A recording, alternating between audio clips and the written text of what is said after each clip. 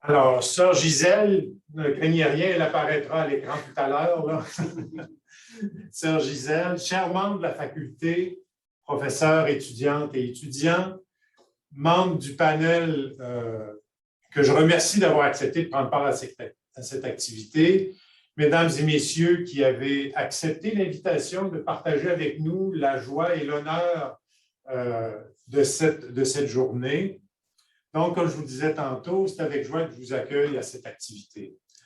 Donc, au nom des membres de la faculté, étudiantes et étudiants, membres du corps enseignant, membres du personnel administratif et de la direction, je vous souhaite la bienvenue et je vous remercie pour votre présence virtuelle nombreuse.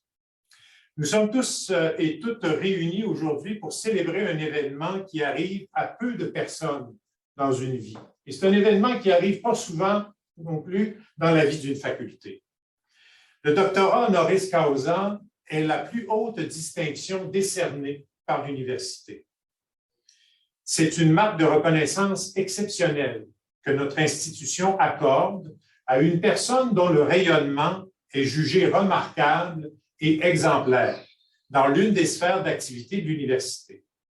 Et comme il s'agit de la plus haute distinction, vous vous doutez bien qu'elle est décernée au compte-gouttes, dirait-on, et que cela est fait avec soin, après examen des candidatures par un comité constitué à cette seule fin, et après approbation par le conseil universitaire. Donc, ça passe par les plus hautes instances de l'université.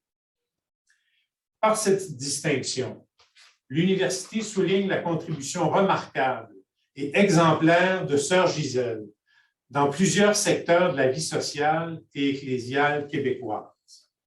Alors,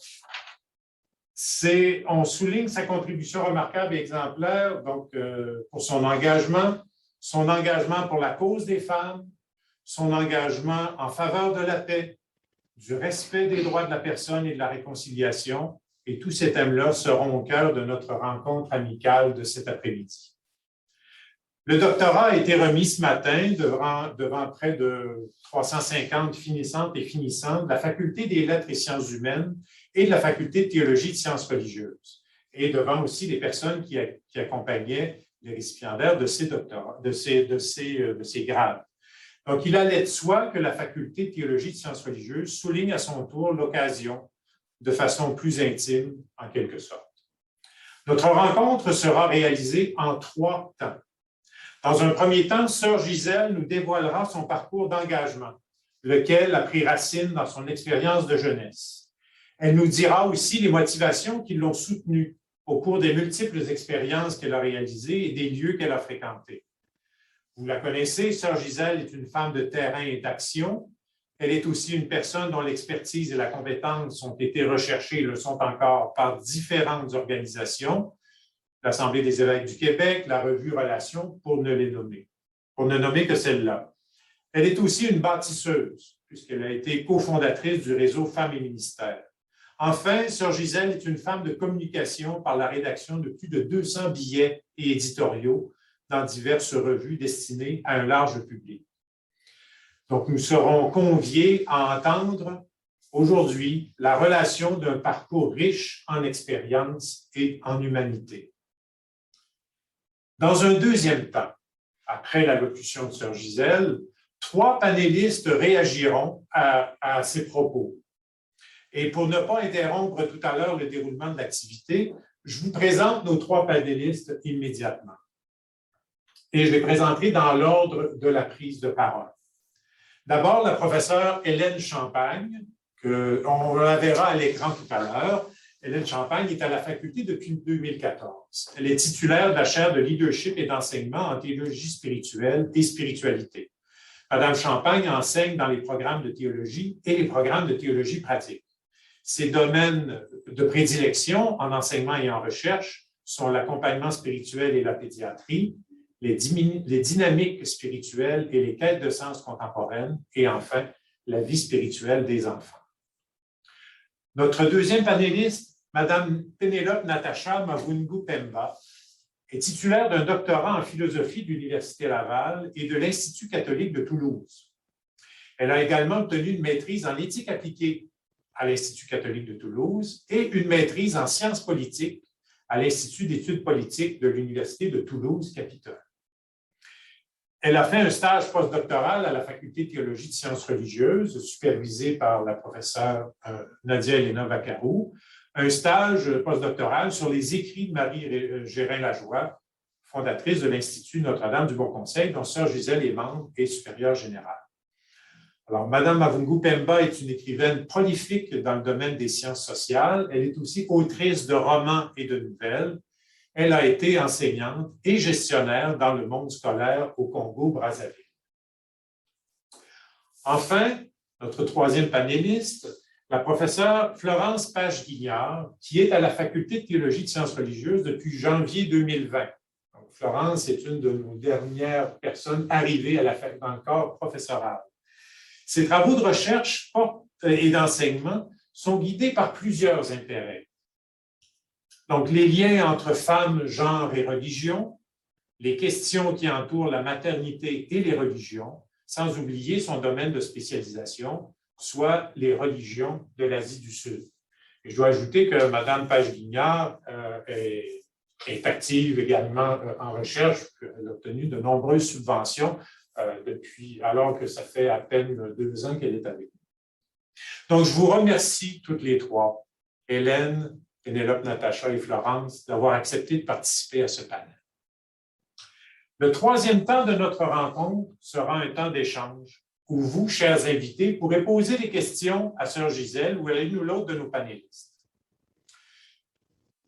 Et ensuite, ce sera la fin de notre activité. Alors, je profite de ce temps pour remercier M. Simon Saint-Arnaud-Chiasson avec nous, qui est étudiant à la Faculté de théologie de sciences religieuses et qui m'assistera dans la gestion du temps et de la parole pendant la période d'échange. Voilà, la table est mise pour le début de notre activité.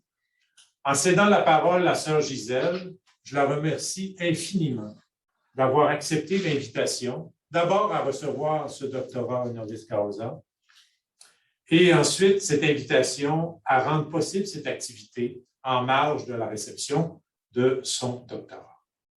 Alors, l'intervention de sœur Gisèle est intitulée « Tout est lié, tout est donné, tout est possible. Le lien, la relation, le don et l'espace de création ».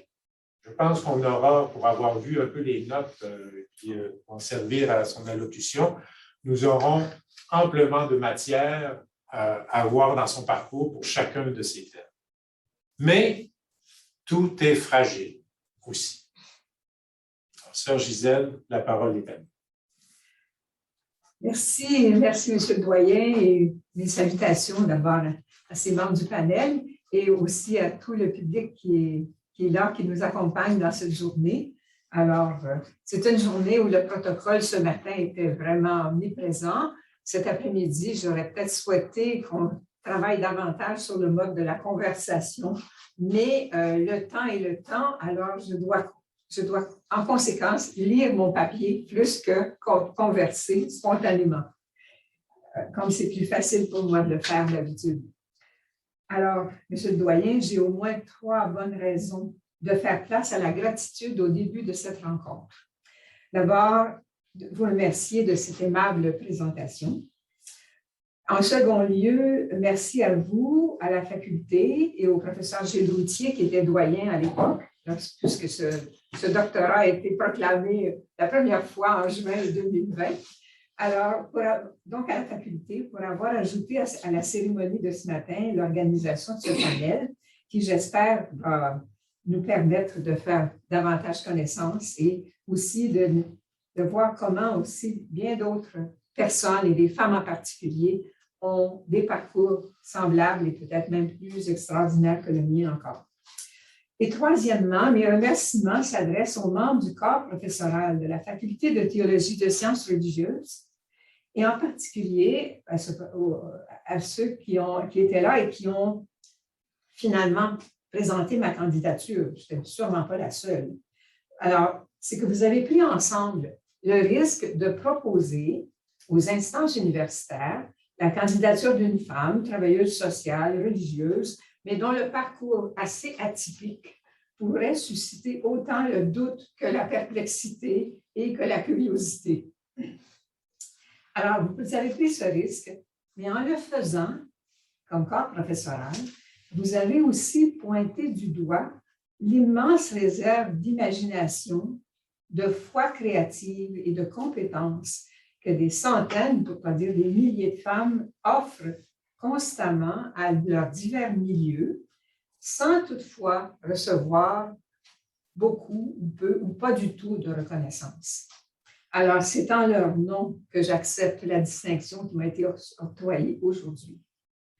Enfin, un mot pour dire que même si par essence l'université est le lieu de la recherche, de la parole, vous avez aussi compris que l'action est un langage.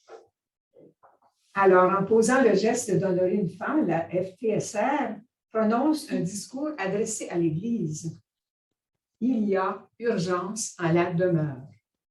Urgence de dissiper les malentendus, les inégalités et les souffrances qui subsistent parmi ses membres, déclarés égaux par le baptême, mais inégaux devant les autres sacrements, un en particulier, urgence de revisiter les vérités élevées au rang des dogmes, alors que le message de l'Évangile autorise un regard neuf, théologal, éthique, pastoral. Alors, merci à vous, donc, au corps professoral, d'avoir livré ce message à la communauté universitaire et à la communauté ecclésiale. Donc, on m'a invité à rendre compte de mon parcours. Je vous avoue que peut-être l'évidence qui m'est venue, la première, c'est à quel point nos convictions, nos raisons de vivre sont enracinées dans l'enfance. Hein? La conscience sociale se forme dès la jeunesse. Alors, pour ma part, étant originaire d'un milieu agricole, aînée d'une famille de 6 enfants, j'ai vu évidemment toutes les différentes couleurs, mais j'ai vu la verdure, évidemment, parce qu'on était entouré de ça dans une bonne région agricole. J'ai vu aussi des tons de bleu ou de gris qui étaient associés à toute la conscience des inégalités. C'était entre les garçons et les filles. Ça allait de soi, par exemple, que les garçons, même s'ils étaient plus jeunes que moi, aient droit à leur bicyclette neuve ou usagée, mais que nous, les filles, il fallait attendre, peut-être d'en emprunter celle des garçons. C'était la famille de 4 garçons qui étaient en face de chez nous, envoyait chacun des garçons à tour de rôle au collège classique pour qu'ils deviennent des professionnels, peut-être même des prêtres. Tandis que pour moi, rendu à la 7e année, c'était la dernière année de l'école du rang, il y avait une discussion, est-ce que j'allais être pensionnaire, parce qu'il fallait être pensionnaire pour continuer mes études. Et puis, pour un concours de circonstances, là, je suis restée à l'école du rang pour quelques mois. Mais c'était vous dire la mentalité de l'époque, du traitement, puis pas parce que ma famille était sexiste ou particulièrement, mais c'était la réalité des rapports entre garçons et filles. Et c'était l'époque aussi où est-ce que les commissaires d'école étaient encore tous des hommes. Donc, c'était une vraie réalité. Puis même entre les enfants du village, les filles du village et les filles de la campagne, il y avait des regards différents. Alors, j'ai eu conscience de ces réalités-là. Et puis, j'ai aussi, évidemment, dans tout ça, le fil que j'appelais un fil jaune, de couleur lumière, là, lumineux, parce que c'est la spiritualité héritée de ma grand-mère en particulier, qui était une femme sereine et confiante, large d'esprit, de ma mère aussi, qui, elle, était extrêmement dévouée, et aussi, qui ne s'assoyait jamais, et puis aussi de mère Marie Gérin-Lajoie, que j'ai eu la chance de rencontrer le premier jour de mon arrivée en communauté, qui n'était plus en responsabilité de la communauté, mais que j'ai appris à connaître et qui avait une spiritualité vraiment d'une grande ouverture et un visage de Dieu parmi nous qui était la bienveillance, mais aussi la vision, tout ce qui permet justement d'avancer dans la vie. Alors, c'est ça qui m'a marqué. Je dirais que c'est ça. J'ai pris conscience que dans la jeunesse, j'en parlerai tout à l'heure aussi en parlant d'engagement social, comment ça m'est venu, mais aussi avec les femmes, c'est clair que la racine est là dans les premières années. Alors, j'aborde le point de l'enracinement, l'engagement social avant de parler plus globalement tantôt de mes engagements à la cause des femmes. Et dans l'engagement social, j'aurai deux volets globalement, l'action sur le terrain, puis en même temps, ça m'amène à parler de la référence à l'enseignement social de l'Église, et puis c'est ça qui est l'aspect plus réflexif, je dirais, de mon parcours. Alors, au sujet de cet engagement, j'ai déjà dit dans un colloque à la revue Relations que j'étais entrée dans la société par la porte de l'Église. C'était avant la mort de Duplessis, sous un régime qui réservait la politique aux hommes, et comme j'ai dit tantôt, par même le rôle de commissaire d'école.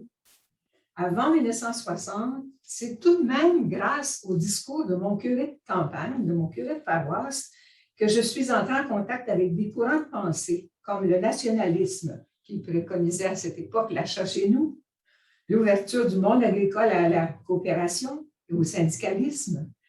Puis, après ça, dans mes années d'école normale, qui étaient quand même 52 à 55, c'est tout le mouvement étudiant, jeunesse étudiante catholique, qui m'a initiée à la critique du milieu, des idées, et qui nous mettait en contact avec les théologiens qui étaient des précurseurs du Concile.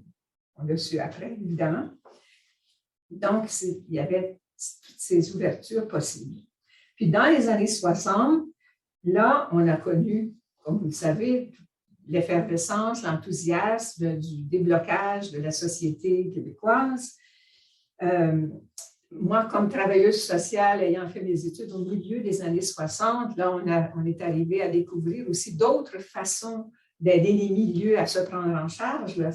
À Montréal, en tout cas, c'était avec le quartier Saint-Henri, tout le développement de l'animation sociale. Il y a des noms précis qui sont attachés à ce mouvement-là. Dans d'autres régions du Québec, on a parlé des plans d'aménagement, les opérations dignité en bas du fleuve. C'était l'époque de la reconnaissance des droits sociaux. Il y a eu la commission Boucher au milieu des années 60, et puis avec un rapport qui disait ce n'est pas un privilège quand on aide des personnes qui ont besoin d'être épaulées dans les revenus. Ce n'est pas un privilège, c'est un droit. Donc, le droit à la répartition de la richesse dans une société. Alors, c'était un gain important, mais qui a été défait par d'autres commissions d'études par la suite. Et au niveau de l'Église, dans les années 60, comme la plupart d'entre vous, on a vécu l'éclosion du Concile Vatican II. Je me rappelle, en particulier, évidemment, de la promulgation du décret Gaudium et Spes sur le rôle de l'Église dans le monde de ce temps. Alors, c'était un grand moment, c'était une joie partagée. C'était l'époque aussi où tous les dimanches, on pouvait suivre l'évolution du Concile dans une émission qui s'appelait, je pense, Second Regard, peut-être, ou peut-être pas encore ce nom-là, ça a changé de nom.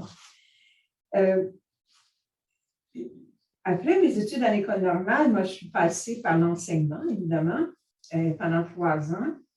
Et j'ai eu des élèves en difficulté pour ma 3e année. Et j'ai compris, là, une fois de plus, que l'école est le premier lieu de la correction des inégalités. C'est de donner toute la fameuse théorie sociale plus tard là, qui est venue, c'est l'égalité des chances. C'est à l'école que ça commence, parce que l'égalité de naissance, elle ne peut pas exister totalement. Donc,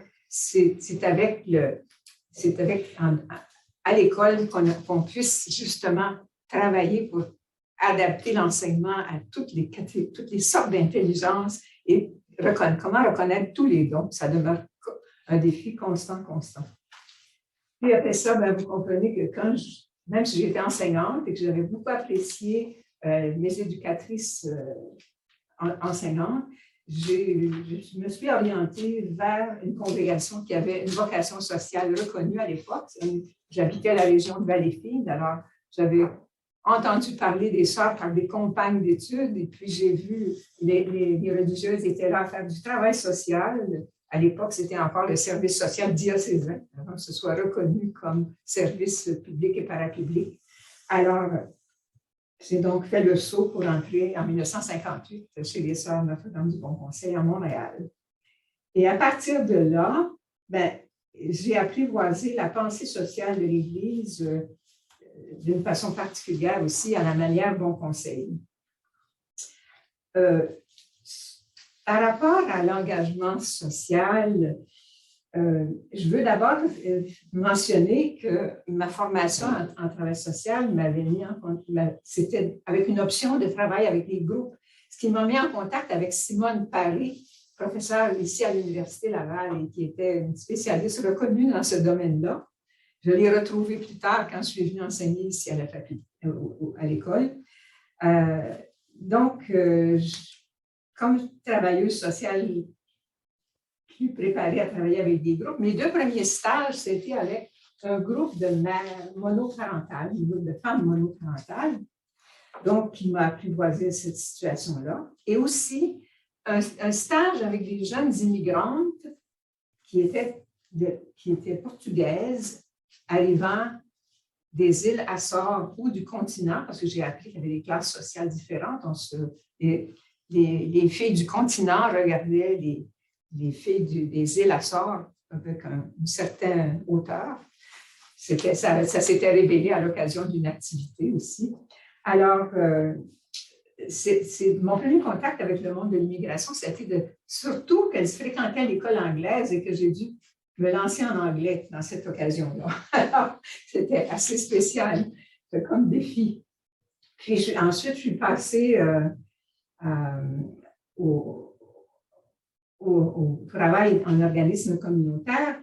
Mais vous savez, c'était l'époque de la crise 70. Alors, c'était après, dans un centre social que la communauté avait eu, puis qu'on avait mis à jour, qui s'appelait la Maison du quartier.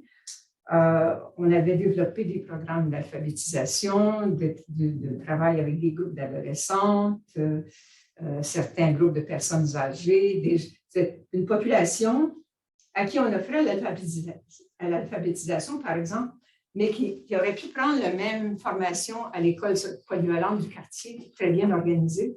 Mais le rapport des gens d'un milieu populaire à cette époque-là, le rapport aux institutions, c'était un rapport de distance. Donc, on essayait de combler ce vide, hein, les habilités à travailler, à reconnaître toutes leurs possibilités, toutes leurs choses. Mais la crise d'octobre est venue faire un grand ménage là-dedans. Alors, on peut même dire, je n'ai pas écrit sur mon texte, on peut même dire qu'on a été infiltré par toutes sortes de courants idéologiques et on a fini par fermer le centre social à cause de tout un bouleversement de mise en question radicale de nos façons de travailler. Alors, voilà. Mais je suis partie de ce milieu-là pour un petit détour en études bibliques, mais aussi, c'est en 1975, donc je suis arrivée ici comme professeure pour 2 ans seulement. Et tout de suite après, ben, je suis retournée à Montréal pour devenir l'adjointe aux affaires sociales à l'Assemblée des évêques du Québec. Alors, quand je parlais ce matin des rebondissements dans ma vie, là, ça en est un autre, celui-là, c'est ça. Alors, mais en arrivant à l'Assemblée des évêques, dont je connaissais à peine l'existence comme organisme, j'ai commencé à vivre une autre étape bien passionnante de ma vie. Alors, c'est ça, ce qu'on était à l'époque du Comité des affaires sociales là, qui se coltaillait avec toutes sortes de questions d'actualité. Alors, par exemple, on avait dû réfléchir, créer des tables rondes pour réfléchir à la refonte du Code du travail au Québec, avec des juristes, des travailleurs, des syndiqués, tout ce monde, des syndicalistes. On a travaillé sur le rapatriement de la Constitution et à propos du référendum sur l'avenir du Québec. Et aussi le livre blanc qui avait été déposé pour les Québécoises, égalité et indépendance. C'était des petits sujets que nous traitions au Comité des affaires sociales. C'était incroyablement passionnant. Alors, je découvrais aussi comment concrètement s'élabore l'enseignement social d'une église locale. Des questions d'éthique sociale. Sur quels critères on va se baser pour dire qu'il faut réformer le Code du travail dans un sens ou dans l'autre? Et quand il y a un conflit de travail, il y a eu un moment où c'était, vous savez, le fameux conflit dans le milieu hospitalier. Est-ce que c'est le droit des malades à avoir des soins ou est-ce que c'est le droit des travailleurs à réclamer leurs conditions de travail? Alors là, le professeur Jacques Racine était aussi un collaborateur du Comité des affaires sociales, bien connu ici à l'Université Laval. Et là, on avait réfléchi sur les conflits de droits, sur la hiérarchie des droits. Et ça m'a beaucoup aidé plus tard à bien comprendre aussi toute la problématique des liens entre le fameux droit, comme l'espèce de prépondérance du droit au respect de la religion de chacun par rapport à des droits sociaux. C'est toutes sortes de ramifications, je n'entre pas là-dedans, mais c'est comme des préalables que j'ai eus pour être capable de saisir un peu mieux ces réalités-là. J'ai développé donc dans tout ce parcours-là, à la revue Relations aussi, évidemment, c'est tous les jours, pour chaque numéro de revue, qu'on se questionne sur l'actualité, sur l'air du temps, sur les questions de l'heure. Alors, c'était une dynamique de recherche, d'analyse, de partage, de collaboration. Alors, là aussi, moi, je n'avais jamais imaginé que je serais un jour membre d'un comité de rédaction, premièrement, puis deuxièmement, après ça, appelé à remplacer quelqu'un à la direction de la revue. Alors, je peux dire que j'étais en constant apprentissage. C'est avec beaucoup d'accueil aussi. Je pense qu'il faut le mentionner parce que, bon, je n'arrivais pas nécessairement avec tout le bagage, par exemple, que ces messieurs jésuites avaient. J'avais questionné Albert Baudry, qui était le dernier directeur avant moi. J'avais dit, Albert, à quel âge toi tu as fini d'étudier? Bien, il avait 32 ans. Hein? Moi, j'avais commencé à enseigner, j'avais 16 ans.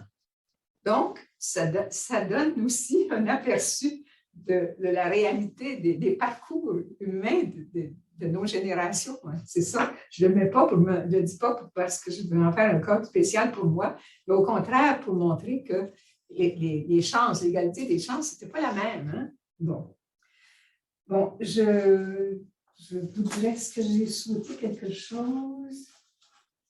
Bon, juste une petite minute. Oui, dans ma communauté aussi, la question de l'égalité. Quand on s'est mis à étudier au noviciat les constitutions de la communauté, j'ai remarqué qu'il y avait la mention « Il n'y aura dans cette communauté qu'une seule classe de sœurs ». Moi, je n'avais pas tellement été consciente qu'il y avait existé des classes dans les communautés religieuses, mais c'était un fait. Dans les communautés enseignantes, par exemple, il y avait celles qui étaient à l'enseignement, les éducatrices, il y avait les autres qui s'occupaient de toutes les autres besognes pour faire fonctionner tout un couvent. Et elles étaient essentielles aussi, mais apparemment, même au plan, j'appelle ça des privilèges spirituels, il y avait des distinctions. Alors, c'était bel et bien écrit dans nos constitutions, il n'y aura qu'une seule classe de sœurs, toutes auront les mêmes privilèges et les mêmes responsabilités. Et puis, la deuxième chose qui m'a frappée, c'est notre vocation sociale sera dans les services d'entraide, de coopération, d'éducation, et aussi à la diffusion de la doctrine sociale de l'Église. Puisqu'on disait toujours le mot doctrine sociale de l'Église à l'époque. Alors, j'avais remarqué ça parce que, et plus tard, au moment du chapitre général, on a sorti les documents de la Fondation, parce que notre fondatrice vivait encore en 67-68. Puis là, elle avait toujours exprimé ce souci de contribuer à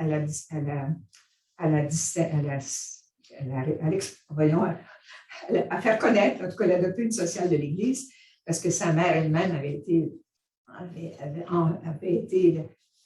la première à assister à la conférence des Pères jésuites à Montréal quand Rerum Novarum est sorti. Mais Rerum Novarum à Montréal, ils en ont parlé seulement une dizaine d'années après, à l'École sociale populaire, en tout cas.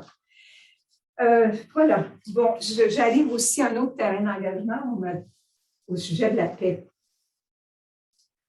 Depuis 2007, on a créé à Montréal l'organisation Antenne de paix, qui est encore une petite organisation. On l'a créée en lien avec Pax Christi International parce que j'avais eu l'occasion de connaître le mouvement pendant que j'étais à la revue Relations. D'ailleurs, nous avions eu la visite à ce moment-là du secrétaire général de l'époque. Et parmi les activités que nous avons eues à mener aux antennes de paix, à part des choses classiques, là, de panels, de rencontres, de campagnes, de souscrire des campagnes de mobilisation et tout, on a eu en 2013 à décider de faire quelque chose au sujet du 50e anniversaire de l'encyclique sociale Pacem in Terris, le fameux Jean 23, 1963. Alors, d'une part, parce qu'on se disait, on est le mouvement de paix catholique, aussi chrétien, là, qui pourrait souligner ça cette année, mais aussi à cause du contenu même de cette encyclique. Hein, c'est à cette encyclique qu'on remonte le fait de parler en tout cas à ma connaissance, là, je ne suis pas une théologienne, alors, la lecture des signes des temps, hein, toute cette approche théologique, comme un lieu de rencontre entre Dieu et les aspirations humaines, et en parlant aussi de l'aspiration à la paix. Et puis, parmi les signes des temps, là, je les rappelle à notre mémoire, vous les connaissez déjà, mais il avait signalé trois choses. La volonté d'indépendance des peuples qui avaient naguère été colonisés. C'est le temps de la décolonisation à partir de 60, en particulier dans le continent africain. Alors, il saluait ce signe des temps. Il saluait l'avènement des femmes dans la sphère publique. Et il saluait aussi l'exigence des travailleurs à être traités comme des humains au travail et dans les domaines de la vie économique et politique. Et donc, continuer de reconnaître aussi leurs droits d'association et tout. Et à propos, dans cette encyclique aussi, il faut voir qu'en parlant de l'homme, de l'humain, comme sujet de droit et de devoir, Jean 23 donne un assentiment discret et l'adhésion de l'Église à la Déclaration universelle des droits de l'homme. Ça n'est pas mentionné tel quel, mais ça n'avait pas été encore assumé publiquement que oui, chaque personne est un sujet de droit. Alors, voilà, comme tel. Même si on parle de la dignité humaine dans la doctrine sociale de l'Église, mais là, c'est ça. Alors, et on dit que c'est aussi cette encyclique Pacem in Terris va mener plus tard à la reconnaissance du droit à la liberté de religion et à la liberté de conscience. Alors, aux antennes de paix, donc, on a traversé cette étape de la publication, une petite brochure où il y a une quinzaine d'auteurs. Alors, à 50 ans après, quelle est la réception au Québec de Pacem in Terris? Le regard qui a été porté, c'est sous la direction de Grégory Baum, mais il y a un chapitre sur la question des femmes. Il y a aussi un chapitre à propos, en passant, sur la question écologique par André Beauchamp, qui est un connaisseur, qui dit malheureusement, dans le Pacem in Terris, on ne parle pas encore d'écologie. On regrette un peu le gaspillage, là, mais ce n'est pas vraiment l'approche écologique qui paraît dans cet encyclique. Alors voilà, ça fait partie du portrait social que je peux dégager un peu aujourd'hui. Je vois que le temps avance. Au sujet de la cause des femmes. Assez curieusement, c'est pendant l'exercice de mes fonctions d'adjointe aux affaires sociales et de secrétaire général de l'Assemblée des évêques du Québec, donc de 1976 à 1983, que mon engagement à la cause des femmes dans l'Église a commencé à prendre forme.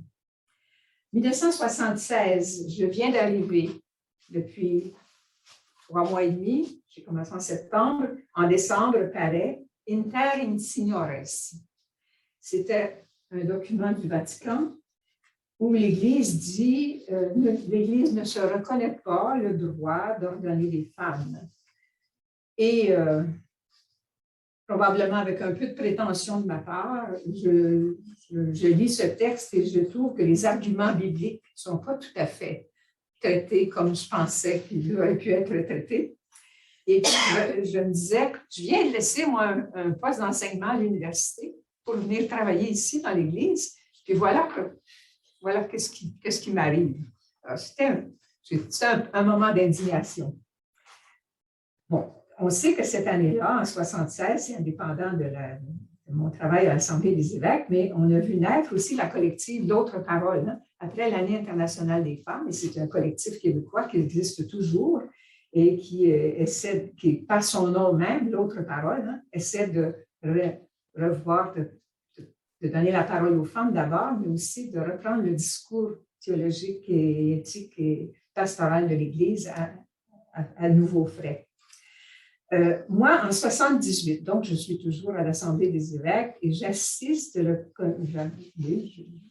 comité des affaires sociales qui organise 2 tables rondes sur le livre blanc du Conseil du statut de la femme, proposant une politique en matière de conditions féminines pour les Québécoises, égalité et indépendance. C'était le temps de Mme Payette au gouvernement. Alors, cet exercice va mener à la désignation des répondantes diocésaines à la condition des femmes. On avait organisé 2 tables rondes, une à Montréal et à Québec. Je pense que mon amie Aline Parent, qui est ici aujourd'hui, en faisait partie.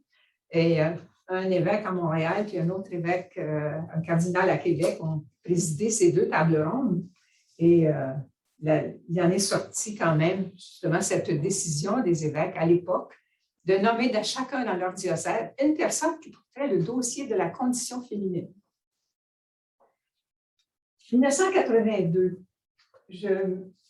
pendant que je suis au poste de secrétaire général, je me sens responsable de relancer une idée qu'a lancée la théologienne de l'Université d'Ottawa, Elisabeth Lasselle. Elle dit, dans une émission de télévision, « Tant que les femmes engagées en pastoral ne se regrouperont pas, la situation des femmes ne changera pas dans l'Église. Il faut qu'elles se mettent au travail. » Le réseau Femmes et Ministères est alors créé en octobre. Alors, on a raconté ça un petit peu à M. Robin à l'heure du repas.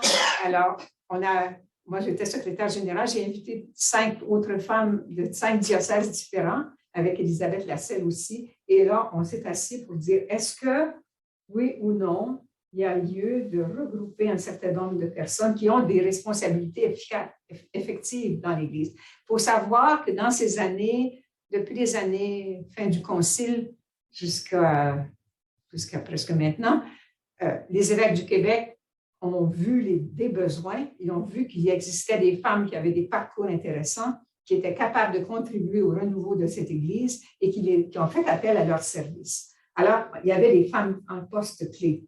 Donc, on a pu s'asseoir et créer Femmes et Ministères comme lieu de solidarité, de ressourcement et de recherche et d'études sur le statut collectif des femmes dans l'Église. C'était notre raison d'être. le réseau existe toujours, arrive à sa 40e année l'année prochaine. Bon, et c'était un réseau formé d'enseignantes en théologie aussi, pastorale, et également de femmes dans l'action. Alors, la pensée et l'action, toujours. Et puis aussi, en passant, on se disait, il faut absolument que Québec et Montréal soient là, parce que si ça marche au Québec, il faut que les deux gros diocèses soient là.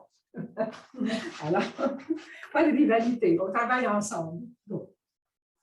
Alors, pour ma part, en tout cas, c'est sûr que je suis très heureuse d'avoir contribué à ce qu'on soit capable ensemble, quelques femmes, de démarrer ce réseau qui travaille toujours sur les inégalités hommes et femmes en Église. Et c'est aussi toujours accompagné là, de la relecture féministe des évangiles, hein, parce que c'est là qu'on va trouver notre source d'inspiration, la légitimité aussi hein, de ce travail de réflexion. Maintenant, juste pour compléter aussi, en 88, en voyant approcher le 50e anniversaire du droit de vote des femmes, on a pensé quelques-unes à dire qu'il faudrait que peut-être qu'on forme un réseau écuménique des femmes. Pourquoi? Ça, c'est une partie de l'histoire des femmes au Québec qui est intéressante parce que quand il a été question de travailler de militer pour l'obtention du droit de vote aux femmes du Québec, Madame Gérin-Lajoie, la mère de notre fondatrice, elle a joint le Montreal Local Council of Women, qui était une branche locale du mouvement canadien. Mais puis elle a même fait partie de l'exécutif. Mais au bout de quelques années, elle s'est rendue compte que ce groupe, qui était surtout anglophone, protestant et juif, elle a dit, mais les Canadiennes françaises ne nous suivront jamais. Il faut créer quelque chose de spécifique pour les Canadiennes françaises. On ne parlait pas des Québécoises à l'époque. Et on va le faire. Alors, c'est comme ça qu'elle est allée, elle aussi, chercher d'autres femmes, Madame Caroline Béhy, qui est devenue la première présidente de la Fédération nationale Saint-Jean-Baptiste. Alors, moi, j'avais entendu raconter bien des fois cette histoire, donc je me suis dit, pour préparer la célébration du 50e anniversaire du droit de vote, il faut aller chercher des femmes des autres traditions chrétiennes. Il y en avait des anglicanes et de l'Église unie aussi. Alors voilà, pour l'année 88, il y avait autant de réseaux, de mouvements et tout ça. Le problème avec les réseaux de femmes qui se disent de l'Église, c'est que là, on arrive à la fin à 40 ans plus de 40 ans de parcours et on voit que fondamentalement, la situation, la condition des femmes dans l'Église n'a pas changé.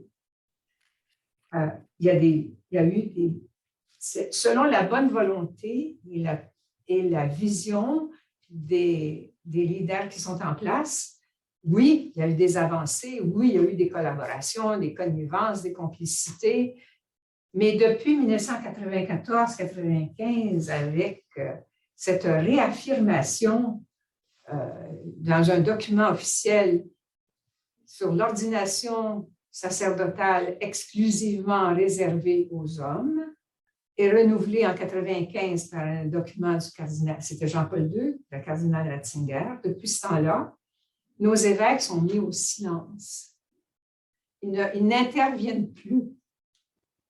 Pas seulement les femmes, là. Les évêques eux-mêmes, on sait, on devine qu'ils ont eu des consignes. Et d'ailleurs, ce document de 1994 et 1995 disait « Maintenant, le débat sur l'ordination des femmes est complètement fermé. On ne doit plus même en discuter. » C'était aussi radical que cela. Alors, je pense qu'on voit des nominations intéressantes au niveau même international. Comme vous, j'imagine que vous avez remarqué, j'ai remarqué qu'une première femme secrétaire générale du gouvernorat du Vatican, alors une Italienne religieuse qui est nommée directrice du plus gros, du département qui emploie le plus de monde au Vatican, paraît-il, avec des relations civiles, etc., internationales. Donc, c'est pas rien. Il y a aussi une directrice des musées du Vatican qui est une femme, hein? C'est ça. Donc, il y a des nominations significatives. Et c'est selon la volonté de l'autorité qui est en place. Alors, voilà. Pourquoi persévérer dans l'Église? On y arrive. Alors, nous sommes nombreux et nombreuses, pas seulement des femmes, des hommes aussi maintenant, beaucoup, à ce qu'on sache, à croire qu'il sera possible un jour de modifier le cours de l'histoire. Nous voulons faire partie de ces minorités créatrices, pour reprendre une expression du théologien Gregory Baum, qui propose une autre lecture de la tradition chrétienne. Nous approfondissons notre foi en travaillant à relever les défis de notre époque. Nous le faisons en solidarité avec les autres femmes, avec les autres mouvements sociaux. Nos appartenances empruntent aussi les chemins de la diversité des approches théologiques et spirituelles, et le mouvement des femmes lui-même s'en trouve enrichi. Puis on peut dire que le mouvement des femmes aussi au Québec, le mouvement social est devenu de plus en plus diversifié. C'est loin d'être monolithique. On apprend à travailler dans la diversité aussi. Donc, je ne résiste pas au plaisir de vous dire que je souscris volontiers à une conviction de Marie-Gérin Lajoie dans un cours d'initiation à l'action sociale en 1919, cours préparatoire à l'action sociale. Elle affirmait que la tradition est faite des innovations successives de la charité. La tradition est faite des innovations successives de la charité. Moi, j'entends derrière ça que peut-être qu'il faut reprendre les questions contemporaines avec une approche plus pastorale que dogmatique, comme le pape François nous y invite souvent. Mais ce n'est pas gagné. Hein? Alors, voilà. Une autre conviction qui m'anime, et je la tiens aussi d'une amie théologienne qui m'a dit un jour, tu sais, quand on rencontre un obstacle, au lieu de renoncer au débat, il faut chercher dans notre propre tradition d'autres courants théologiques sur lesquels appuyer nos recherches et développer des réponses adaptées aux réalités nouvelles.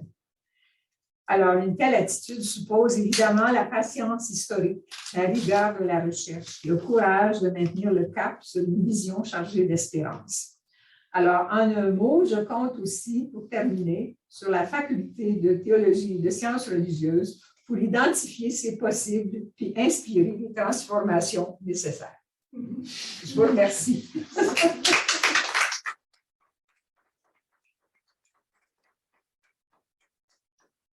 Merci beaucoup, Sœur Gisèle. Merci infiniment pour ce tour d'horizon de vos sources de motivation, vos sources de votre action, de votre engagement, sources de réflexion aussi, qui sont aussi sources pour nous aujourd'hui et pour dans l'avenir. Donc, on entend bien l'appel. Alors, les collègues, vous entendez avec moi, on a du travail, aussi à faire de ce côté-là.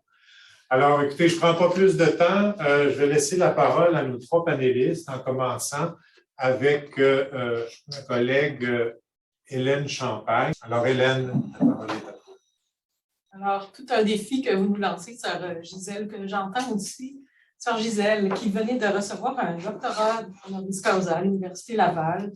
Chers collègues, chers étudiants, étudiantes, chers invités, c'est avec beaucoup de fierté et de joie que nous soulignons votre contribution exceptionnelle, Sœur Gisèle, à la vie sociale et ecclésiale de chez nous, la vie sociale et ecclésiale du Québec des dernières décennies. Mon mot se veut tout simple,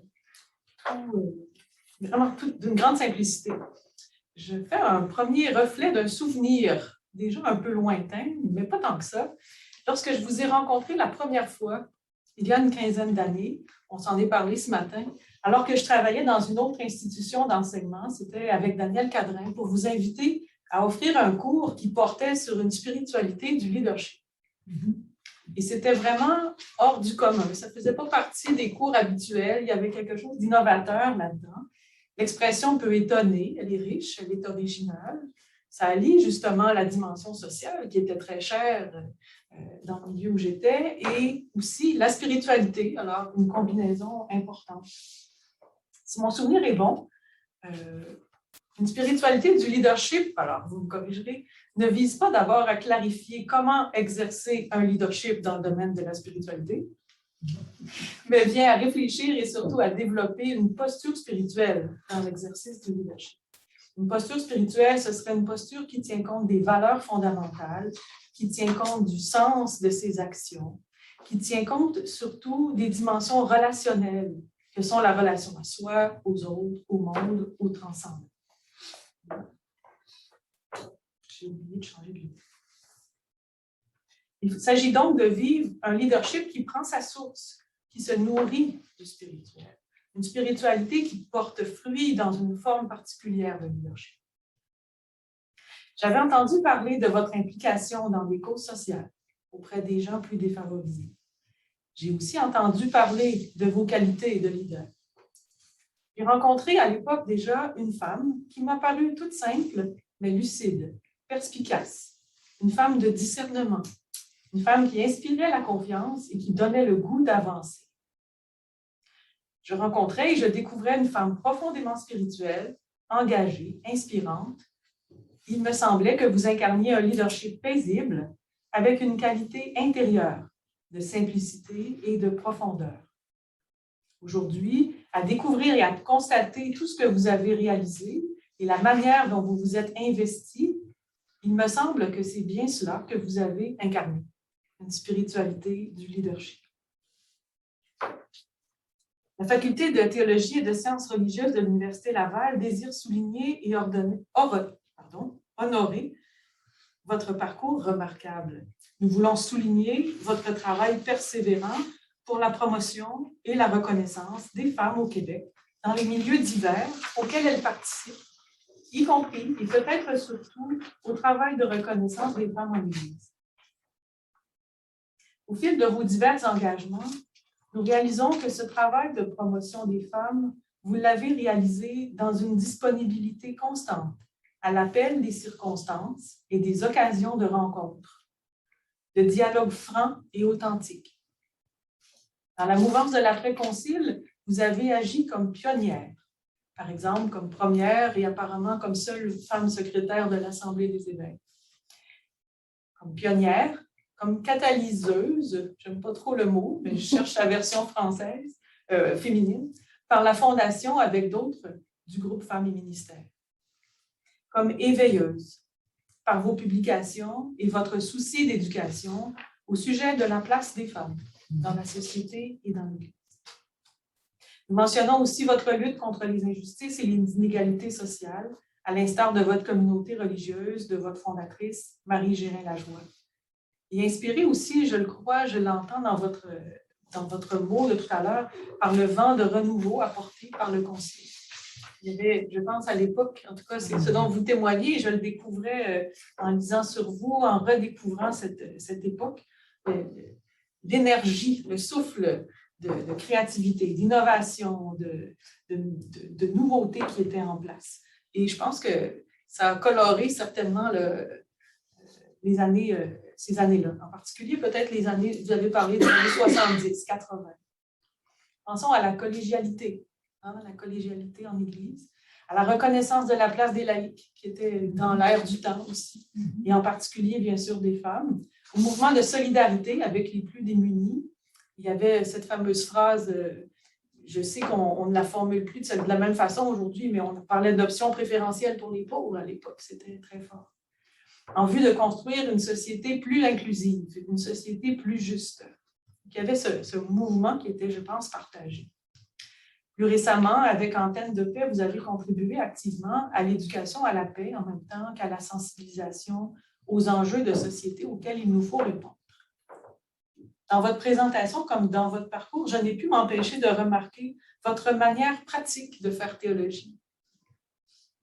Ce sont les milieux, et en particulier les situations et les personnes surtout, qui suscitent votre action.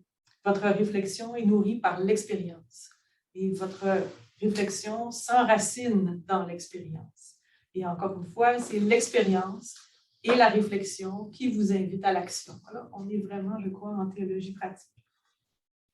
Je découvre et reconnais aussi en vous une femme de relation.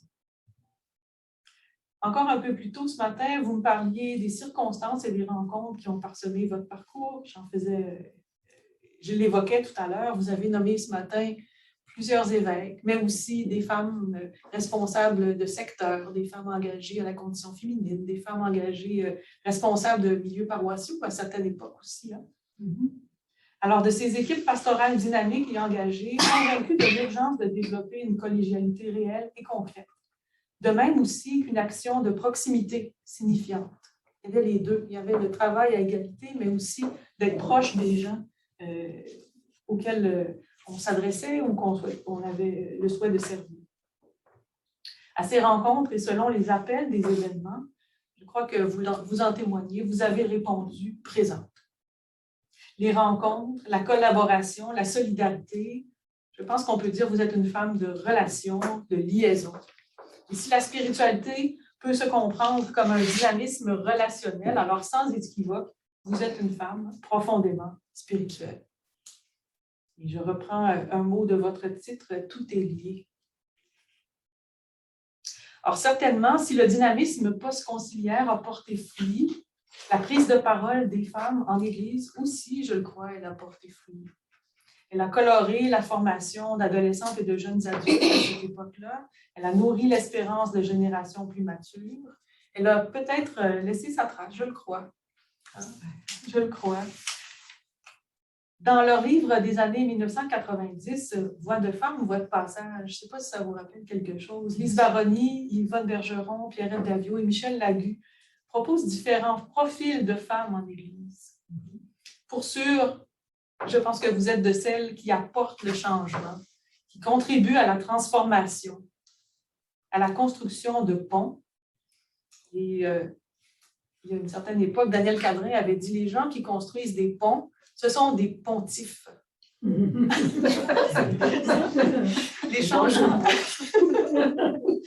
changements laissent des traces. Hein?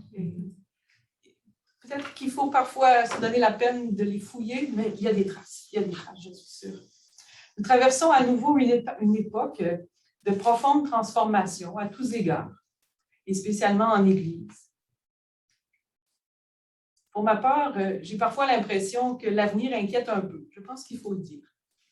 Enfin, peut-être qu'il ne faut pas être alarmiste non plus, mais les transformations sont vraies, elles sont grandes. Nous expérimentons la décroissance, la vulnérabilité, nous entendons les scandales, nous sommes meurtris. Le réel n'est pas tendre. Non, c'est bon ça.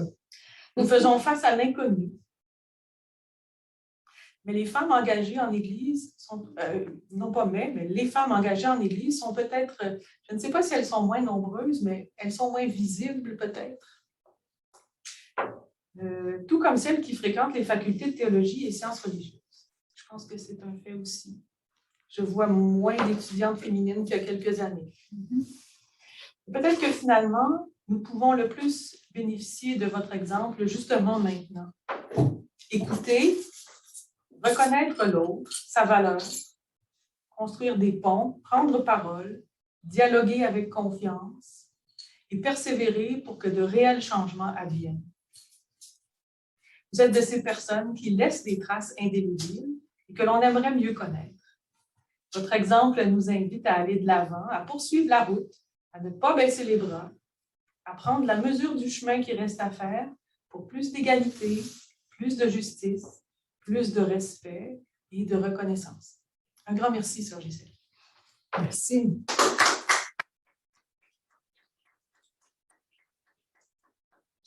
Texte. Oui, je pense que je pense que auriez-vous 2-3 mots de réaction que vous aimez mieux attendre?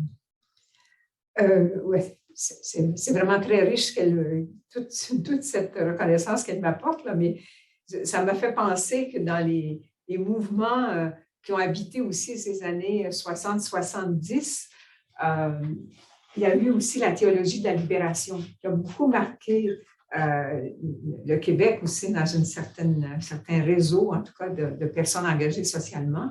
je l'avais mis dans mon texte, mais j'ai oublié de le mentionner.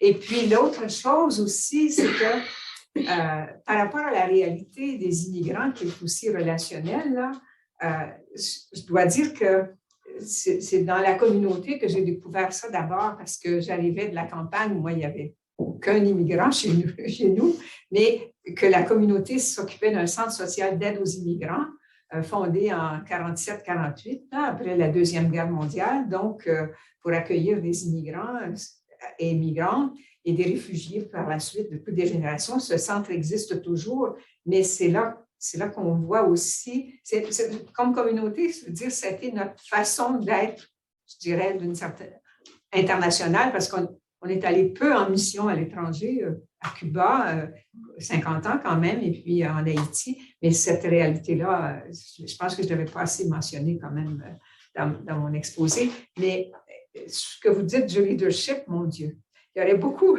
à partager là-dessus, oui, c'est vrai. Ce serait le sujet de tout un petit séminaire, peut-être. Oui. Ah.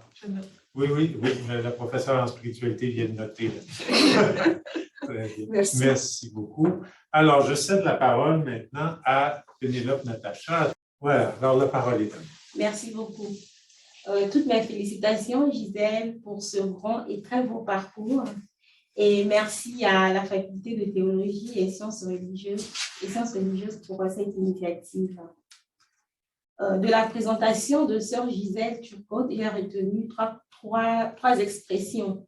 Donc, l'apprentissage constant, l'égalité et l'égalité des chances, et puis signe des temps. Pour la petite histoire, quand j'ai rencontré sœur Gisèle pour la première fois, nous avons beaucoup discuté autour de la spiritualité des signes. Docteur en philosophie, et ma rencontre avec Marie Gérin-Lajoie était pour moi un grand signe. Et parce que j'ai rencontré l'esprit de Marie Gérin-Lajoie et je voulais en fait me familiariser avec les féministes québécoises dont je n'en connaissais pas.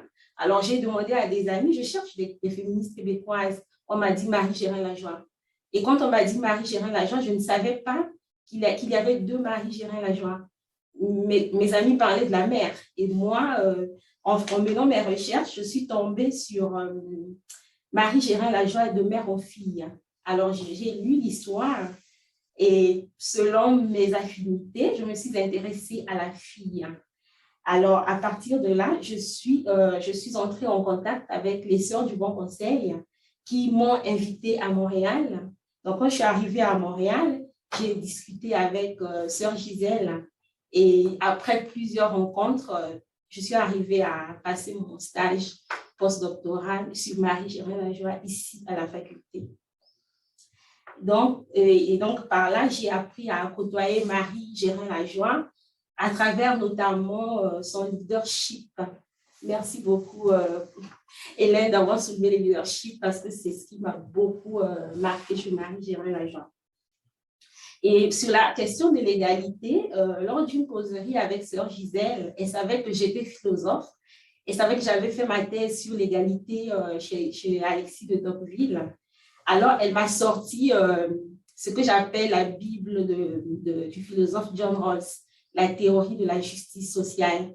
Elle m'a dit, j'ai commencé à lire ce livre parce que je pense qu'il a des affinités avec Marie Gérin-Lajoie.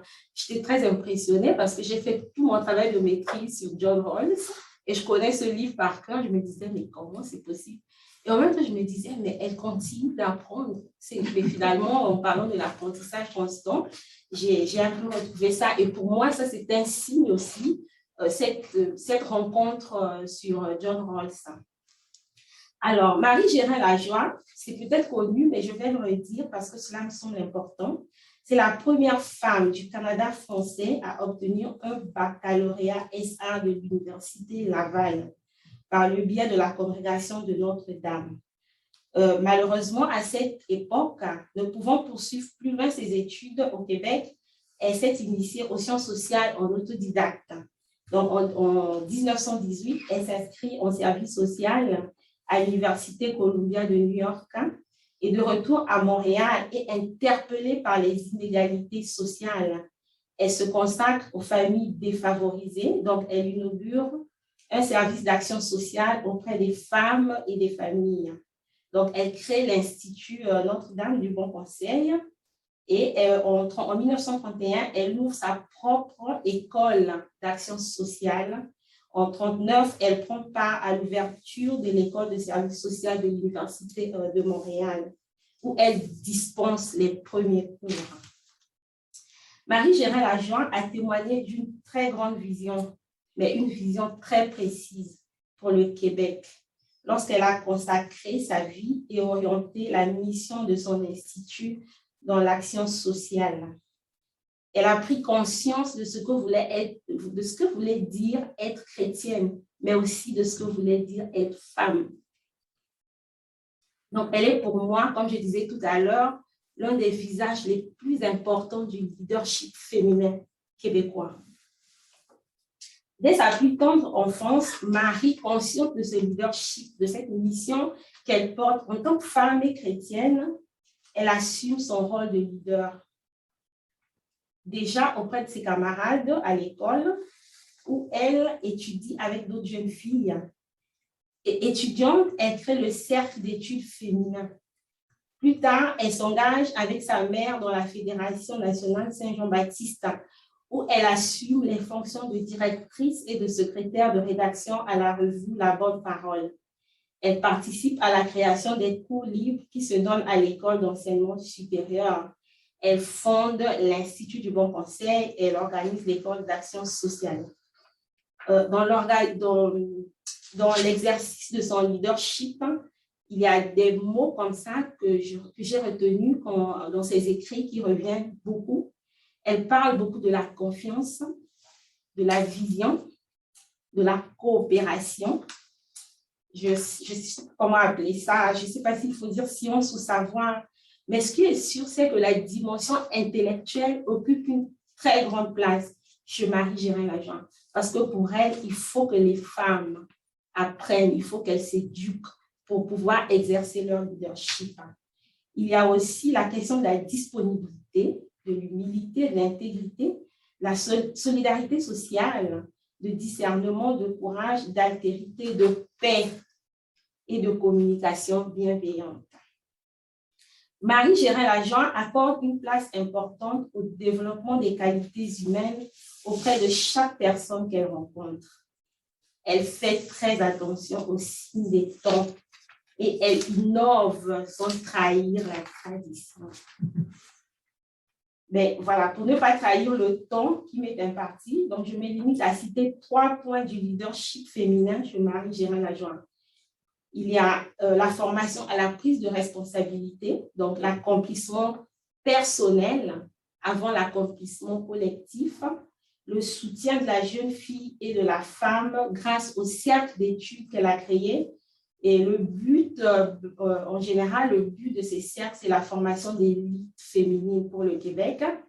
Et le 3e point pour moi, c'est la mise en place de l'Institut du Bon Conseil, dont la fin spéciale est de procurer aux femmes du monde l'aide et l'appui dont elles ont besoin, non seulement pour résister aux dangers qui menacent leur foi et leur moralité, mais encore pour accomplir les devoirs sociaux que leur imposent les conditions de la vie moderne.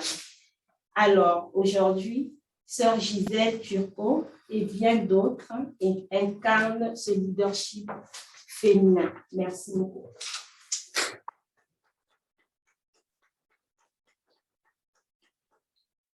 Une réaction?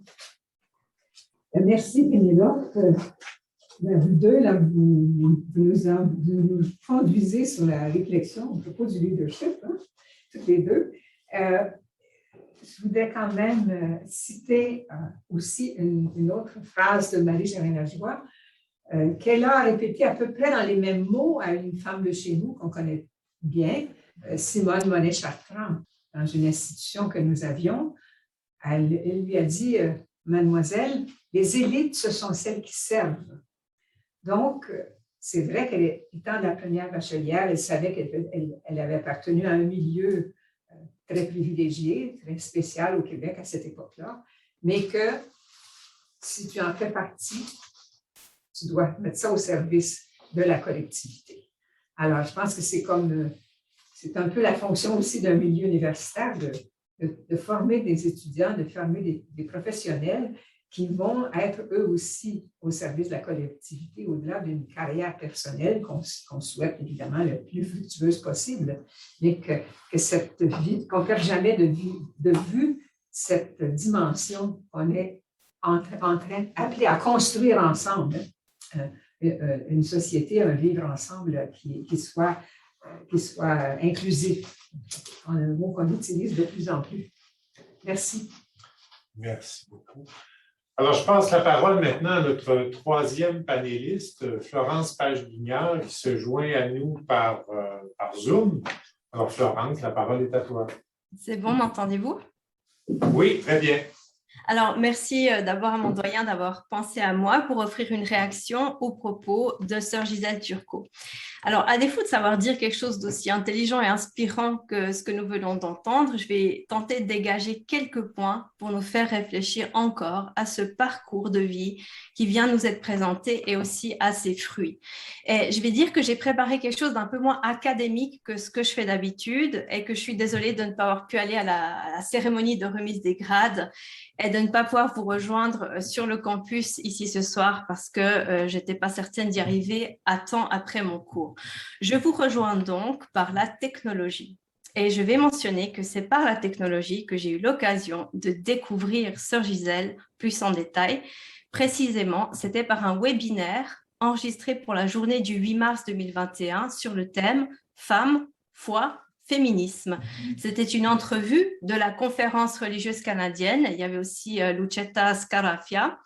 Et cette vidéo a été très utile dans le cours Femmes et religion que j'enseigne ici à la faculté, est bien appréciée par mes étudiantes, qu'elles aient ou non un ancrage religieux. Alors, désolée de vous manquer à nouveau en personne, mais comme vous vous en êtes peut-être rendu compte ou pas, sœur Gisèle, nous nous sommes, comme on dit, Zoom croisés déjà à plusieurs événements.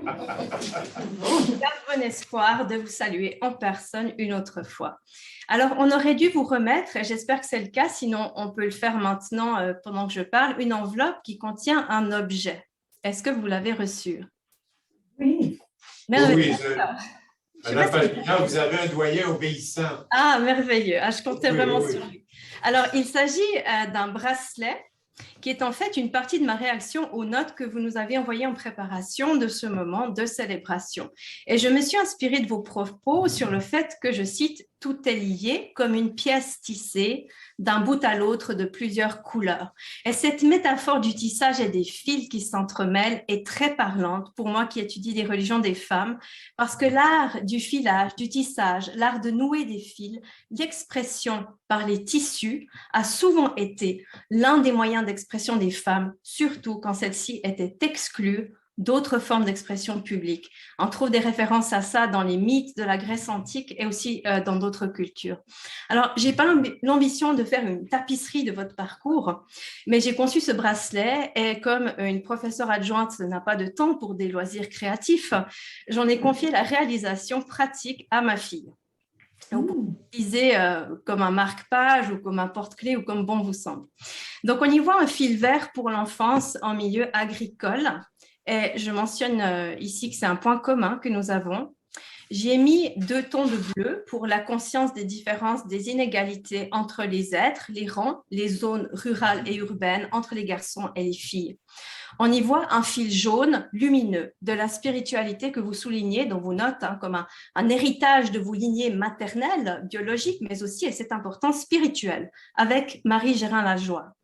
J'ai intégré un fil rouge pour les engagements religieux qui, et c'est remarquable, dépassent de loin le cadre de l'Église pour un engagement véritablement social. Vous pourrez constater aussi que j'ai intégré 2 autres couleurs que vous n'avez pas mentionnées. Elles me serviront de fil conducteur à 2 grandes questions que j'aimerais encore vous poser, puisque j'ai la chance de le faire ici. Il y a un fil rose qui symbolisera le féminisme, même si c'est un terme que vous n'employez pas forcément et qui reste mal perçu ou mal compris dans certains milieux religieux. L'autre fil est blanc pour symboliser que même si tout est donné, comme vous l'expliquez, eh bien, ne resterait-il pas tout de même une part d'indétermination, de mystère, quelque chose qui pourrait prendre la teinte de celui ou celle, le prochain ou la prochaine, qu'on rencontre au fil du temps, au fil de la vie, dans divers engagements. Et une première chose qui me frappe en vous écoutant, c'est que vous êtes une femme de plusieurs milieux et terrains d'action qui a su s'intégrer, prendre sa place, mais aussi mener les autres en position tant de service que de leadership. Je rejoins mes collègues, leadership à plusieurs endroits, à l'école primaire comme enseignante, à l'université, à la conférence des évêques, au réseau Femmes et Ministères, à la revue Relations, à l'Institut Notre-Dame du Bon Conseil. Quel parcours! Un parcours ou une trajectoire, regardée de tout près, peut en effet ressembler à un zigzag, comme vous l'écrivez dans les notes que nous avions reçues. Tout comme des données quantitatives, les parcours de vie sont rarement tout lisses. Vous nous dites à raison, je vous cite, « Tout est possible et fragile ». Car les avancées et les reculs sont au rendez-vous. C'est vrai en particulier pour ce qui concerne les statuts et les droits des femmes. Le zigzag est apparent. Mais quand on s'éloigne, plus on prend de la distance, moins ces changements de direction, qui ne sont tout de même pas des retournements complets, bien moins ils sont visibles. J'aimerais donc vous poser une question en la préfaçant avec le caveat suivant. Je suis entrée dans la lecture de vos notes avec un esprit analytique, scientifique en sciences religieuses, mais je ressors maintenant de votre discours avec une posture beaucoup plus personnelle, celle d'une sœur, et vous mettrez dans ce terme ce que vous voudrez. En effet, en vous écoutant, je perçois d'abord tous ces éléments sur lesquels nous sommes d'accord. Sororité. Peut-être rejetterez-vous cette étiquette, et je le comprendrai complètement, mais j'aimerais vous dire que vous avez pratiqué un féminisme du gros bon sens et d'ancrage local. Pour ma part, je pense qu'il est très inspirant, même pour celles et ceux qui ne se revendiqueront pas de vos références religieuses particulières. Ma question autour du fil rose est donc la suivante. Quels ont été autrefois et quels sont maintenant vos rapports avec des féministes non religieuses, avec celles qui ont réclamé ou proclamé la laïcité comme solution première pour lutter contre les injustices faites aux femmes. Je limiterai ma question à celle du Québec seulement pour rester en contexte local. Vous mentionnez la période des années 70 au Québec, riche en rebondissements, tant en société que pour vous, au sein de l'Église et aux alentours.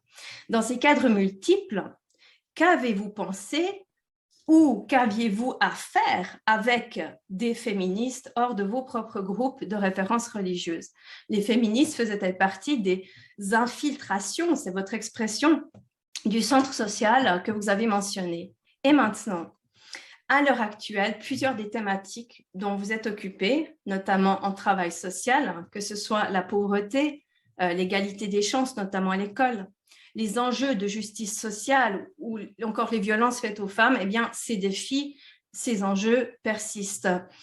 Vous ne l'avez pas dit, mais je pense que peut-être le pensez-vous puisque vous l'avez écrit, la condition des femmes n'a pas changé dans l'Église catholique romaine. Alors, n'étant pas spécialiste du catholicisme, je ne me prononce pas là-dessus. Malgré ma tendance européenne et parfois ouvertement pessimiste, surtout pendant une pandémie, je vais toutefois énoncer un fait de façon heureuse et optimiste. S'il y a eu des progrès, grâce à des engagements comme le vôtre, grâce à ceux et celles qui, comme vous, font partie de ce que vous appelez la minorité créatrice. Il y a eu quelques progrès tout de même en société. Par exemple, comme vous les avez mentionnés, je les cite ici, les familles monoparentales ou encore les personnes migrantes dont les droits humains sont désormais un peu mieux respectés, même s'il reste du travail à faire. Les fils conducteurs du ou des mouvements des femmes ou de ce qu'on nomme le féminisme semblent s'être multipliés pour diverses raisons. Ceci donne parfois l'impression que le féminisme s'effiloche et perd ainsi sa solidité, sa solidarité. Du point de vue académique, certaines chercheuses, surtout des francophones, et y compris des québécoises aussi, ont porté un regard très critique sur ce qu'on appelle les théologies féministes et ou les féminismes religieux. Alors, autour du fil rose, je souhaite retourner la question. Sœur Gisèle, quel regard portez-vous sur les féminismes d'aujourd'hui? Avec ou sans Église, en dehors et à l'intérieur de celle-ci, et parfois même contre celle-ci, les féminismes ont-ils encore une raison d'exister?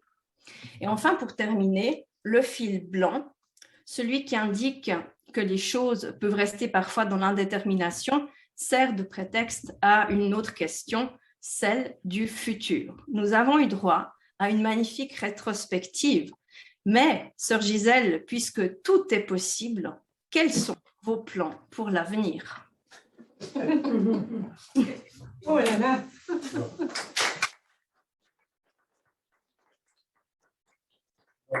Pour la question, il y a matière à répondre.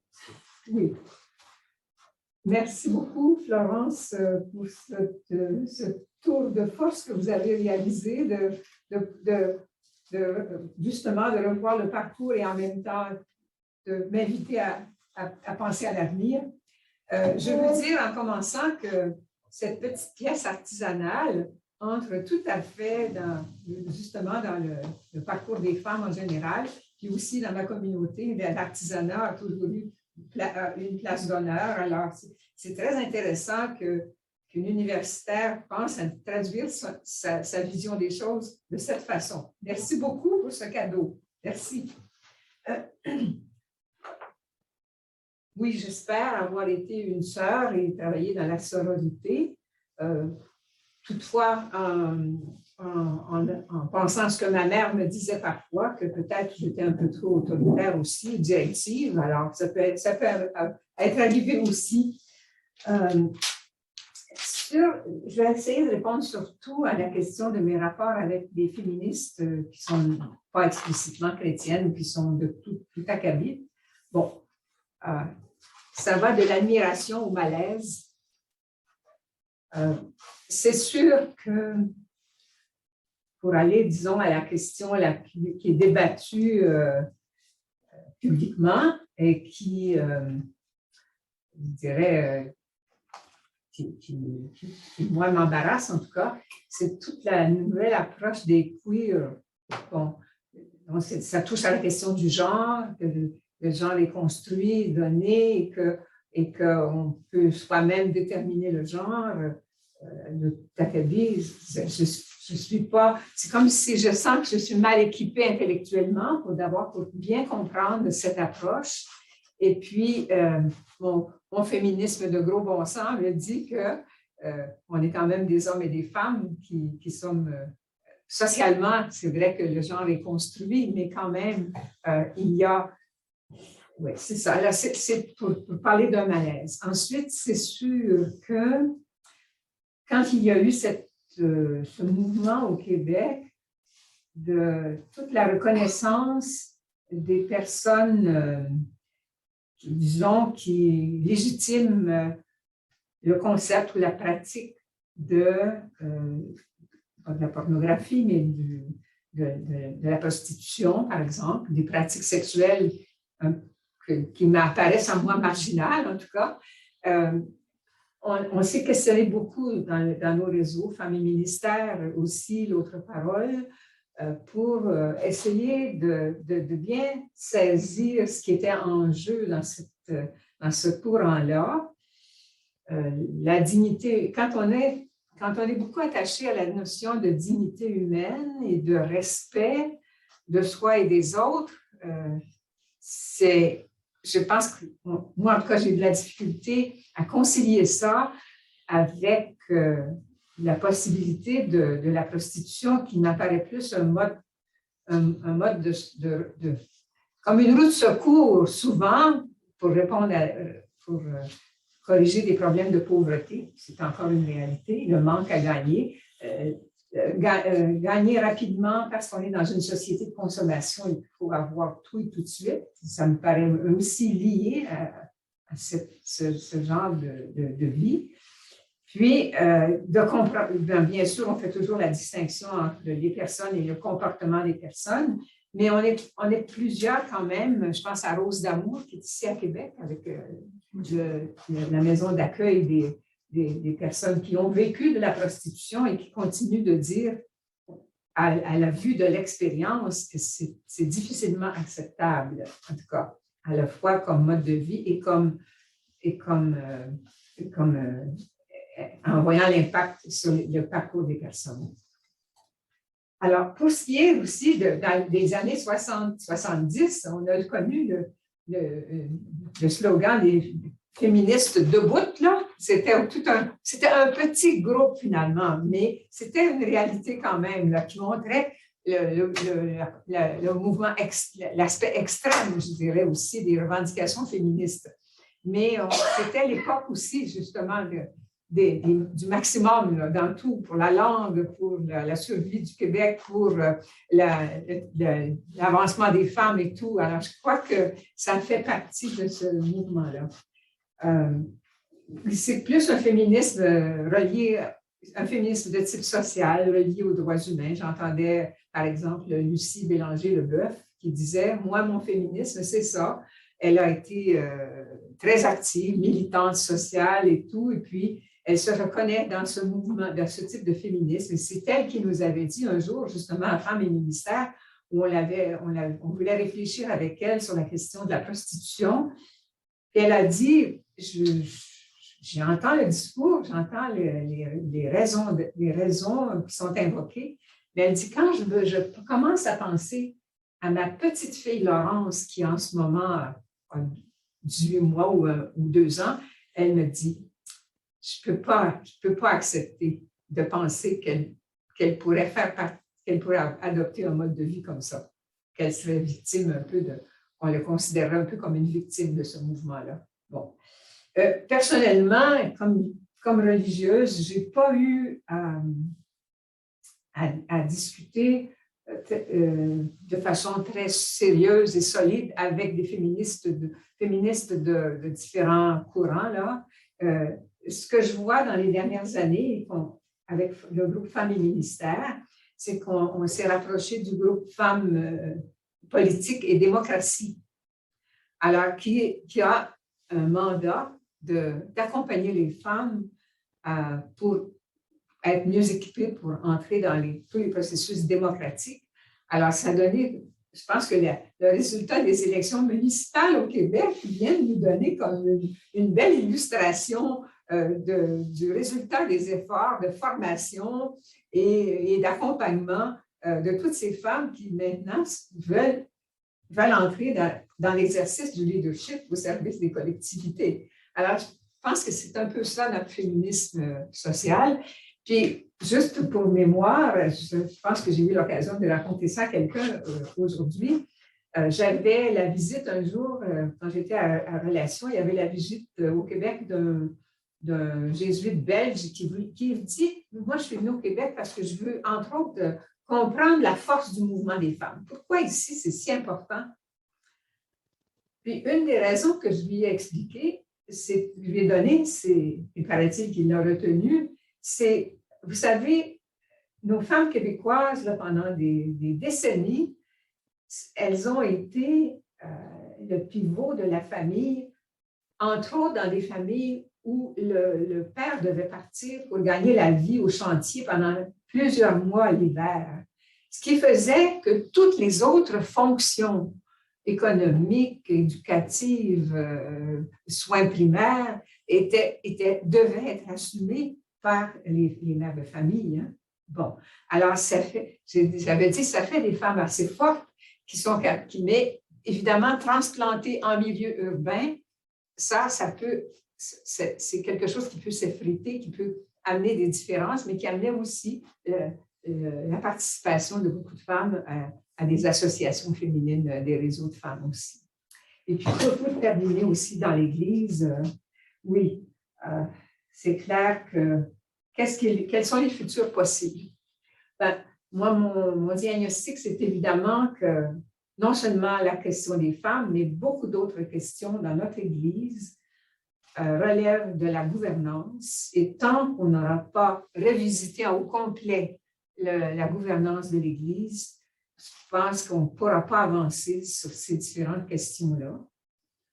Est-ce que le synode sur la synodalité qui est lancé dans toute notre Église universelle peut être l'occasion justement de dire haut et fort qu'on a besoin de revoir les modes de leadership, les modes de gouvernement, les modes de partage de responsabilités, et tant mieux si ça peut être au moins nommé et que le message se rende.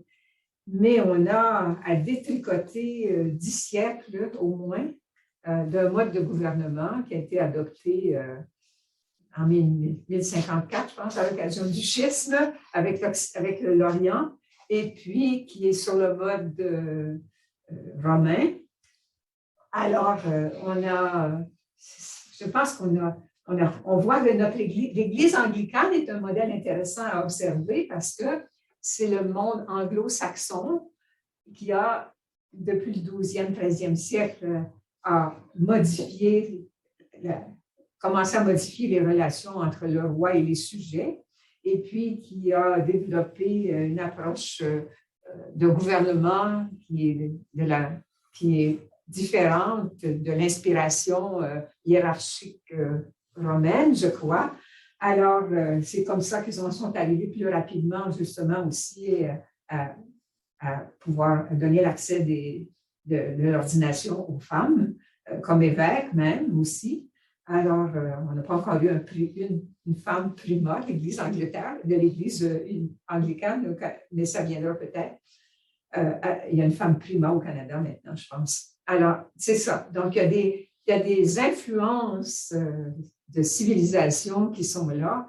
Et dans l'Église catholique, le lien entre l'ordination et le pouvoir est tellement imbriqué l'un dans l'autre qu'on a besoin, rien moins, disait le cardinal autrichien Schönborn, je comprends qu'un pape ne puisse pas décréter du jour au lendemain qu'on peut ordonner des femmes, mais dit peut-être que ça prendra un concile œcuménique pour résoudre la question. Rien de moins. Alors, je suis bien consciente que mes réponses à vos questions, Florence, sont tout à fait insuffisantes, mais elles font partie de tout ce parcours coloré et multicolore que vous avez reconnu en moi. Merci. Merci pour les réponses. Merci. Vous avez vu, hein, l'université, c'est un lieu de parole, donc on a dépensé le temps, c'est à peu près, c'est normal. Ça a été une longue journée pour tout le monde. Ce que je vous propose, c'est qu'on prenne un temps d'une dizaine de minutes d'échange, mais vraiment, on va s'en tenir à 10 minutes. Alors, je vous propose de formuler vos questions par la conversation ou le chat. On les lira et puis sœur Gisèle pourra y répondre, mais on va se limiter dans le temps à 10 minutes. Alors, si votre question est posée, mais que malheureusement, on arrive au bout du temps, bien, écoutez, vous pourrez toujours écrire à sœur Gisèle pour avoir sa réponse. Alors, donc, je vous invite à formuler vos questions. Déjà.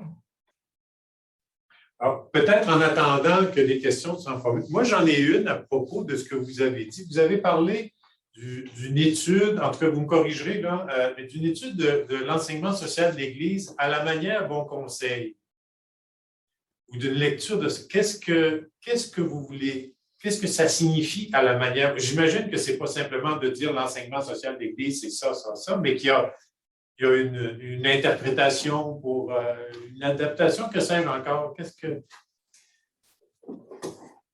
Une bonne question. Nous sommes des femmes d'action, je pense d'abord et avant tout, et c'est beaucoup dans la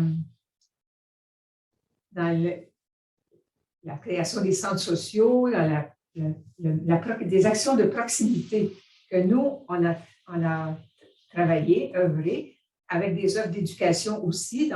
On a eu des instituts familiaux et 2 écoles d'action sociale, en plus de la toute première. Je dirais, c'est dans la proximité, dans la conversation. Le mode d'action, c'est souvent dans la conversation avec les uns et les autres, avec des femmes, avec des couples, avec des familles, avec des immigrants, que les concepts de dignité humaine, que des concepts de vivre ensemble, de participation et d'engagement vont passer, vont traverser la ligne. Puis, je pense qu'on a, dans notre credo, c'est ça, dans notre credo, on a toujours cette conception de la dignité humaine. Ça nous avait été reflété lors d'un chapitre général. C'était un père Aublat qui était modérateur qu'on avait embauché cette fois-là.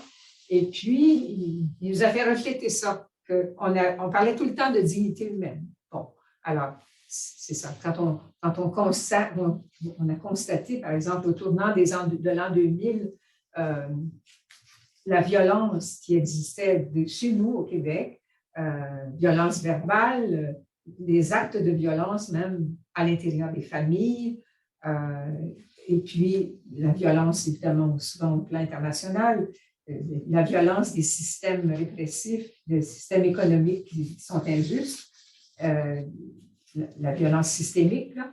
Bien, à ce moment-là, on s'est donné un slogan de travail pour 5 ans en disant, c'est ça, pour lutter ensemble avec d'autres contre la violence, puis bâtir la paix aussi. Bon, on va faire telle et telle chose. Alors, c'est monnayé au fur et à mesure ces concepts de dignité humaine.